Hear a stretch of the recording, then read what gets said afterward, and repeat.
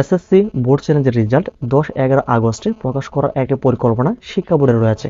এই ক্ষেত্রে এখন তোমরা যারা বোর্ড চ্যালেঞ্জ করেছো বা তোমাদের রেজাল্ট খারাপ করেছিলে, তোমরা যারা অধীর আগ্রহে বসে আছো তোমাদের এই বোর্ড চ্যালেঞ্জের রেজাল্টটা কবে দেওয়া হবে, এখন তোমাদের আসলে করণীয়টা কি, যেই বিষয়গুলোর স্টেপগুলো তোমাদেরকে অনুসরণ করতে হবে। ওকে, তো তোমাদের কি কাজ করতে হবে যেই বিষয়টি আমি একাধারে বলছি।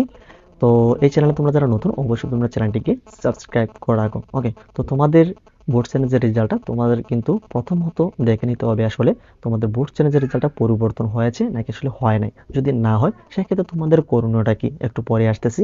তার আগে আমরা বলবো তোমাদের এই যে তোমরা যারা বোর্ড চ্যালেঞ্জ করেছো তোমাদের বোর্ড চ্যালেঞ্জের রেজাল্ট আসলে তোমাদের কিভাবে বুঝবে যে তোমাদের যারা পরিবর্তন হয়েছে সেই বিষয়টি। তো আহামরি এত কঠিন না যে আসলে তোমরা বুঝতে পারবে না তোমাদের যারা পরিবর্তন হয়েছে নাকি আসলে হয় নাই। অনেকে তোমাদেরকে এই পুরো বিষয়ে অনেক ধরনের ইনস্ট্রাকশন দিবে। তো এত এই বিষয়টি নিয়ে তোমাদের চিন্তা করার কারণ নাই। কারণ হচ্ছে তোমাদের রেজাল্টটা যদি পরিবর্তন হয় তাহলে তোমার ফোনে কিন্তু একটি এসএমএস চলে আসবে। অর্থাৎ তুমি যেই নাম্বার দিয়ে এখানে তোমরা অর্থাৎ আবেদন করার সময় যে নাম্বারটি দিয়েছিলে সেই নাম্বারে তোমাদেরকে এসএমএস এর মাধ্যমে তোমাদের এই ফলাফলটুকু জানিয়ে দেওয়া হবে। কি রেজাল্ট ছিল আগে, অর্থাৎ যে জিপিএ গ্রেডটা ছিল সেইটা পরিবর্তন হয়, কি রেজাল্টে পরিবর্তিত হয়েছে সেই গ্রেডটা কিন্তু তোমাদেরকে জানিয়ে দেওয়া হবে। এছাড়া কিন্তু বিভিন্ন নেটওয়ার্কের সমস্যার কারণেও কিন্তু তোমাদের মেসেজটুকু সঠিক সময়ে নাও আসতে পারে। সেই জন্য তোমরা যেদিন ফলাফলটা প্রকাশ করা হচ্ছে ওই দিনে গিয়ে তোমরা কিন্তু বিভিন্ন ওয়েবসাইটে কিন্তু তোমাদের ফলাফলগুলো দেখতে পারবে। যেমনটা ম্যানুয়ালি কিন্তু বেশ কিছু সাইট নির্ধারণ করে দেওয়া হবে, ওই জায়গাতে তোমরা কিন্তু ফলাফলটুকু পাবে। এছাড়া শিক্ষা বোর্ডের যেই অফিসিয়াল ওয়েবসাইট রয়েছে সেখানে কিন্তু অনেক বড় একটা লিস্ট প্রকাশ করা হবে। দেশের যতগুলো শিক্ষা বোর্ড রয়েছে সকল শিক্ষা বোর্ডের কিন্তু লিস্ট এখানে প্রকাশ করা হবে যাদের যেটা পরিবর্তন হয়েছে। অর্থাৎ জিপিএ যেটা আগে ছিল সেটা তো থাকবেই, পাশাপাশি তোমাদের রোল নাম্বার, রেজিস্ট্রেশন, এমনকি তোমাদের কলেজের নামগুলি বা তোমাদের নামগুলি কিন্তু সেখানে পাওয়া যাবে। এটা তোমরা ম্যাচ করে তোমাদের ফলাফলগুলি চেক করে নিতে পারবে আসলে তোমাদের ফলাফলটুকু পরিবর্তন হয়েছে নাকি আসলে হয় নাই। ওকে, এবার আসি। তো অনেক সংখ্যক শিক্ষার্থী কিন্তু তোমরা বোর্ড শেষে আবেদন করেছো, তোমাদের মধ্যে অনেকের রেজাল্টটা পরিবর্তন হবে, আবার অনেকেরই কিন্তু পরিবর্তন হবে না। তো যাদের রেজাল্ট পরিবর্তন হবে এমনকি যাদের যারা পরিবর্তন হবে না, এই দুইজন আসলে করণীয় কি, তো এই দুইটা স্টেপ আমি একটু বলে দিচ্ছি। তো প্রথমে আসি যাদের যেটা পরিবর্তন হবে তাদের করণীয়টা কি সেই বিষয়টি।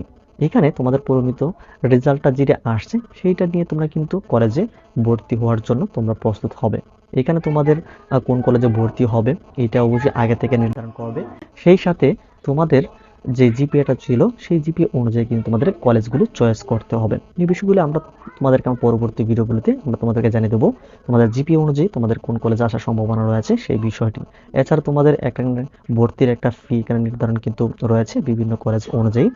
তো এখানে তোমাদের সার্কুলার অনুযায়ী তোমাদের ভর্তির যেই আবেদনগুলি বা ভর্তির যে প্রসেসগুলো সেটা তোমাদেরকে কমপ্লিট করতে হবে। সেই বিষয়গুলো আমরা তোমাদেরকে পরবর্তী জানিয়ে দেওয়ার চেষ্টা করব। ওকে, এবার আসি তোমাদের মধ্যে যাদের রেজাল্টটা পরিবর্তন হবে না সেই ক্ষেত্রে তোমাদের করণীয় কি। তো যাদের রেজাল্ট আসলে অনেকের কিন্তু ফার্স্ট ছিল কিন্তু রেজাল্টটা আসছে, তো তাদের কিন্তু 1 নম্বর যেটা আমরা বললাম। তবে যাদের রেজাল্টটা ফেল ছিল বা কোনো প্রকার পরিবর্তন হওয়া নাই তাদের করণীয় কি।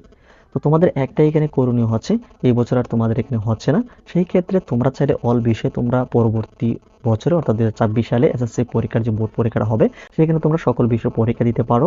এছাড়া তোমরা চাইলে যেই বিষয়গুলি তোমাদের ফেল ছিল বা রেজাল্ট খারাপ ছিল সেই জায়গাটি কিন্তু তোমরা শুধু অর্থাৎ সেই সাবজেক্টগুলি তোমরা পরীক্ষা দিতে পারবে। এইটা হচ্ছে একটা ইমপ্রুভমেন্টের সিস্টেম এরকম। তো তোমাদের 2024 সালের এই বিষয়গুলো একটু তোমার সার্কুলারগুলো প্রকাশ করবে, এমনকি আগে থেকে এই পরিবেশে তোমরা প্রিপারেশন নিয়ে রাখবে। আমরা তোমাদের জন্য এই পরিবেশে কিন্তু অনেক ধরনের সাপোর্ট কিংবা তোমরা সাজেশন, অনেক ধরনের তোমরা ইনস্ট্রাকশন আমাদের এই চ্যানেল থেকে পাবে। সেজন্য অবশ্যই তোমরা চ্যানেলটিকে সাবস্ক্রাইব করে রাখো।